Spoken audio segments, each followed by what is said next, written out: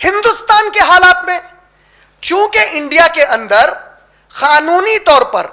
گائے کا قربانی دینا بین کیا گیا ہے، اور اس بین کو تمام مسلم جماعتیں اور گروپس انڈیا کے اور ان کے رہنما اور لیڈر اس بین کو ایکسپٹ کر لیے کہ ٹھیک ہے ہم قربانی نہیں دیں گے، تو سورہ نساء سورہ نمبر 4 کی آیت نمبر 59 امت کو حکم کیا ہے؟ اللہ کی، رسول کی اور تمہارے درمیان جو لوگ حکم لگاتے ہیں تمہارے اوپر، اس میں ہمارے علماء آ گئے جس کے فتوے ہم مانتے، اگر یہ لوگ کوئی حکم دے تو ان کی بات مان لو بولے، تو ہم ان کی بات اس لیے مان لیے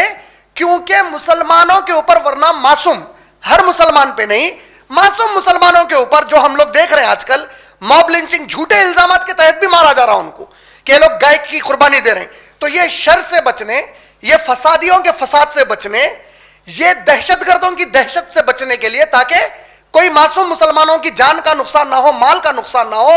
علماء اس رائے کے اوپر پہنچے کہ ہندوستان کے حالات میں ہم گائے کی قربانی نہیں دیں گے۔ تو یہ بات ہم کو بھی ذہن میں رکھنا چاہیے کہ انڈین سرکمسٹانسز میں ہم یہاں کے فی الوقت کے حالات کے حساب سے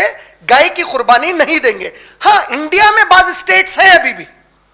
جیسے گوا ہے، میزورام ہے، کیرلا ہے، جہاں پہ گایوں کی قربانی ابھی بھی دی جاتی ہے۔ اگر آپ کوئی ایسے اسٹیٹ میں جہاں پہ آپ کو لا پروٹیکٹ کرتا،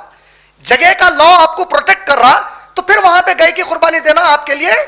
وہ افضل ہو جائے گا۔ لیکن اوور آل انڈیا کے اندر چونکہ قانون ہے آپ نہیں دے سکتے، تو اس شکل میں آپ نہیں دیں گے۔ اور میں جیسا پہلے بتایا، بھینس کی قربانی کب کریں گے؟ جبکہ گائے کا حاصل کرنا